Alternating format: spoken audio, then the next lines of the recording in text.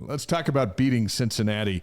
The first Big 12 win, first Big 12 game in Provo. The place was sold out. BYU wins at 35-27. We had a full breakdown on After Further Review, which is waiting for you on the BYU TV app. It's also on ESPN Plus. The BYU TV app's free. Is it? Yeah. Is it on ESPN Plus? It is on ESPN Plus. How about special teams and defense? For creating turnovers and points. Yeah, I mean, we talk about that's the number one stat when it comes to winning a game is turnovers, and to get points off turnovers is one thing, but to get a turnover and then directly turn that into a point, which is defensively scoring, which is Jacob Robinson's pick six. That's exactly what happened, and I think that's really undervalued. Not because he was my Y factor and I didn't get it, but because of how the offense was struggling. Right, the offense didn't score until literally the last few minutes of the second quarter, and I think psychologically that kept BYU in the game. Being able to have some type of points on the board, right, with the offense struggling, I think that helped out tremendously. But to get another one through special teams and then be able to turn that into points as well, I think really separated BYU from Cincinnati, especially when you look at the score, right? You take 14 points away and it could be a different game. Yeah. Cougar Nation, what'd you think of the game on Friday night? Had a big TV audience, which was cool on ESPN, and it was a weird first half. As we say hi to Marvin from Harriman. It was a weird first half. BYU didn't get anything going on offense until the last, 38 seconds? Yeah. They marched right down the field and scored and took the lead going into the break 14-10. Max Tooley had 16 tackles. Harrison Taggart had 10. Ben Bywater, the leading tackler on the team for the last 2 years, didn't play because of his shoulder. And those two picked up the slack, and they were outstanding. And AJ Vongpachan was also great. That linebacking core was good Friday night. Yeah, they're getting better. AJ and Max, especially, very physical guys. I'm surprised with Harrison Taggart and the impact that he made. I didn't expect there to be less of a drop off, right? And I think that speaks to BYU's depth. We talk about this all the time, especially at the beginning of independence, that BYU would play these P5 schools and they're ranked and they'd go in and punch them in the mouth. And then the next couple of weeks they lose to, like a San Diego State or something. Yep. And we would kind of scratch our heads and go crazy, but we started realizing it's the depth, right? And when you don't have that, there's such a big drop off. And you didn't see that with Harrison, filling in for Ben. So I think we're starting to see this depth come alive and making that impact where as fans we could say now if there's an injury we can go, okay, next man truly is going to be up. Linda says, hey, not much to watch in that first half till the end of the half. Then the second half was pretty exciting. It was indeed. Keaton Slovis on the night, 13 of 24, no picks, 2 touchdowns. Chase Roberts, 6 for 131 yards and a touchdown. Then he secured the onside kick to put the game away. L.J. Martin, 16 carries, 66 yards, and finished 4 yards a carry, had 2 touchdowns. Columbia, Missouri. Rick is in with us tonight, and a lot of other folks. So great to have you on the live stream. It was great to have the offense moving. They were bound and determined to run the football. I thought they ran it too many times in the first half, but then it got going, and they did just enough. Yeah, you just got to do some, right? Yeah, I think at this point we don't care about style points. We just want to get the win, and I think in previous years, BYU, and I would say this as a fan, and as an analyst, we kind of want to see those style points, and especially when it comes to competition that we're more superior than. But now in a P5 environment where every single game is like a boxing match, right? Yeah. We're really going round for round. At that point, it's if we were to compare it to a boxing match, it's like just get out alive, right?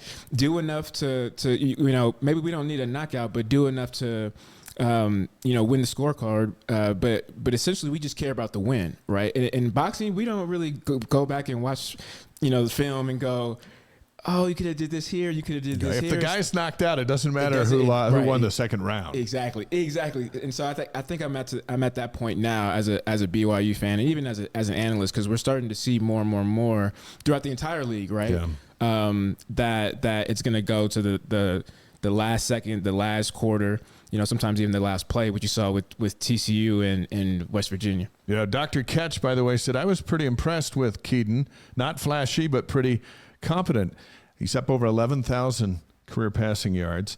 I think that's pretty well said. The BYU's offense against Arkansas, they did just enough. Yeah. Protected the ball and won the game. Did just enough against Cincinnati. In the game where he went out and had to throw 51 times for 357 yards, they lost. Yeah. I think he can make NFL throws. He has. We've seen a number of those. And his job in his 1 year at BYU, in this first year as a Power 5 program in the Big 12, is to manage all the newness and be the guy that says, guys, I've done this before. Just follow me. And he's 4-1. Yeah, I think that's a great point. Can you imagine having a quarterback without the poise and the ability to stay even keeled? Think about like a young Zach Wilson. Think about when Tanner Mangum went in and him as a freshman, you saw a lot of ups and downs and highs and lows. And we don't see that with Keaton and I think BYU out of the last 10 years going into a Big 12 conference needed that more than anything. And I remember being on defense. This is how much a quarterback impacts the entire team. I remember being on defense, and whenever we were struggling in 2009 and Max would come and yell at the offense or try to get us riled up, you took that personal as a player. It doesn't matter what side of the ball, but especially defensively, I'm like, man, this guy, that's our leader right there. By default, you are the leader of the entire team. You're the face of the entire team when you're a quarterback, right? On almost any level, just by default. And so if the quarterback is frantic and panicking and he looks like he is nervous on the field, what do you think that's going to do to the rest of the team? They're going to play that way as well. But especially these freshmen that are in there. Oh, exactly, 100%. That's a great point. You have LJ, right, who's a true freshman. He was playing high school football in El Paso last year. This kid was just at prom. Think about that. Let's put that into perspective. He was just at prom a couple months ago. Yeah, he needs a guy to look at him and go, hey, just follow me. Right, exactly. I'll get you the ball. And so if I'm LJ, right, and I'm in the huddle with this guy, and we're down, by 14 points, and it's only been 5 minutes of the game, and I see him come. I'm going to say, you know what, things probably aren't as bad as I'm thinking they are. So leadership, I think, is probably the most underrated thing that we'll take away from the Keaton Slovis experience. Well, the Bearcats had more passing yards, more rushing yards. They dominated the time of possession, and they had more turnovers. And as a result, they lost the game. Yeah. And BYU forced the 2 turnovers, and that was the difference. For a full breakdown on the Cincinnati game, go to the BYU TV app and watch after further review. By the way, the next game, that tee time has been set. Kickoff at 1:30 Mountain Time. BYU at TCU Saturday, October 14th on ESPN. So it's a bye week this week, and then it's back to the grind, and then it's grinding the rest of the way. There's no more days off. Yeah. Once it starts with TCU on Saturday, October 14th.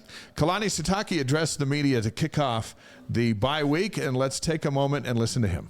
Yeah, just a great weekend. Obviously, happy about the win, and after watching the film and evaluating with the staff, we know some areas of improvement that we need to make. But the one thing that I'm really, really excited about, and from watching the entire season, really proud of our guys, our players, our team for the fight that they have in them. I love the physical part of the game, the aggressiveness. I also like that we knew going into this season was going to be kind of a battle every week, and especially when we get into conference, and that's kind of been proven. We've been through the transition before. A lot of guys on our staff of going from a G5, or in our case, an independent into a power program, a power conference like the Big 12, and so we knew that there was going to be there's going to be some things about that were unique, and we knew that having the battle, being committed to the physical part of the game, and being committed to getting depth at every position.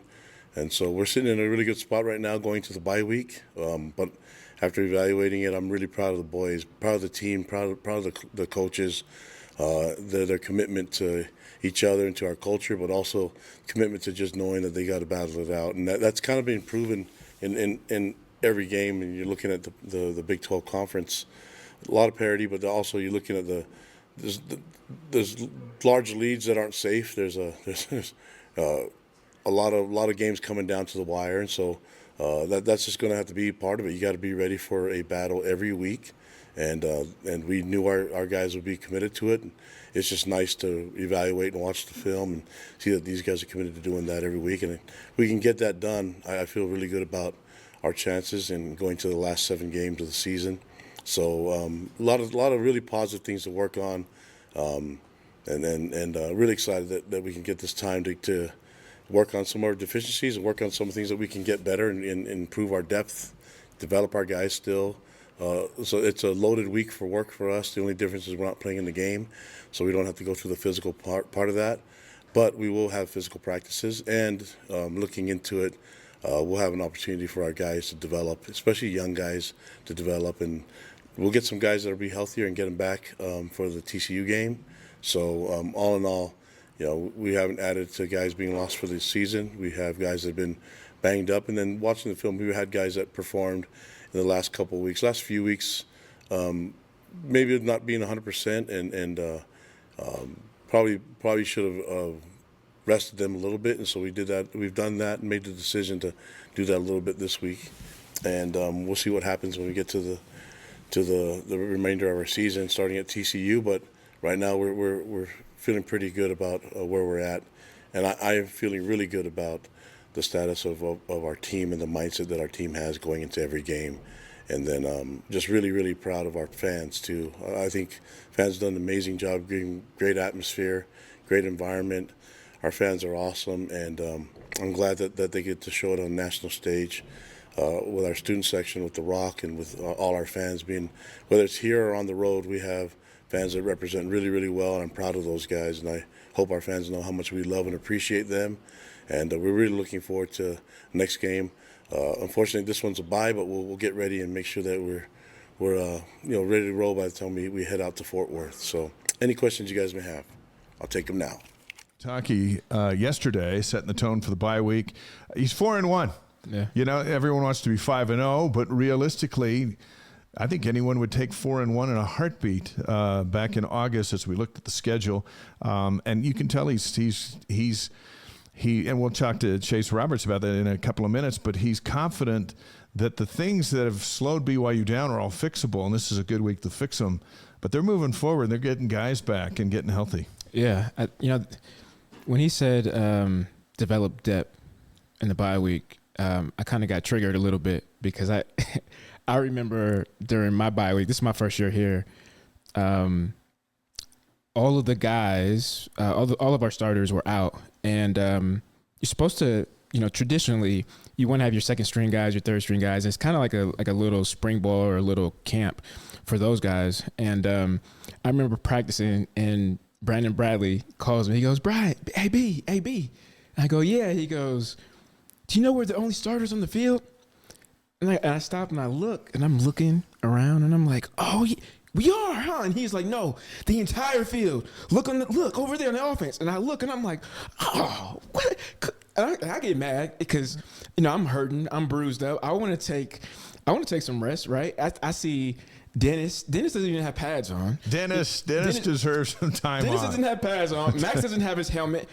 I haven't even seen Harvey for the last couple of days. He's not even at practice. So I'm like, it was humbling because it made me realize how much work that I had to do, in order for me to stay out there. So when I hear, depth and developing younger guys, it's really for guys that need to get work. Obviously, you want to get your starters healthy, but it's another opportunity to get another rep, right? It's another opportunity to learn. And, I think at this point, we talked about it earlier. Having depth is important. We know guys are going to get banged up, and you look what Harrison did when he came in for Ben, and I think it's a perfect example, right? Is getting those younger guys, some reps. So the moment really isn't that big when it's their time.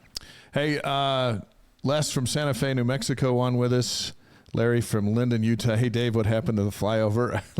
Look, I don't work for the Air Force, but they were going to do the flyover, but the game started too late, and so the Air Force said no. So the next flyovers we're looking at is Texas Tech and Oklahoma. But we got to see what the start times are, because they don't like to fly over at night.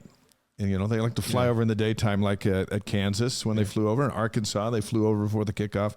But we will keep you posted. We have an insider with the United States Air Force, and he told us they're not flying over the game Friday night because it started so late. We started about 8:20. It was pitch dark by then. But the fireworks look nice. Yeah, that was new. I was, everybody was so mesmerized, and I was the only one. I was like, is this new? And I was like, hey, tapping people. I was like, is this new? There were a few more extra fireworks, as it should be on a night like that. October 7th is the bye. That's Saturday. October 14th at TCU. The 21st, Texas Tech is here. And October 28th at number 3, Texas.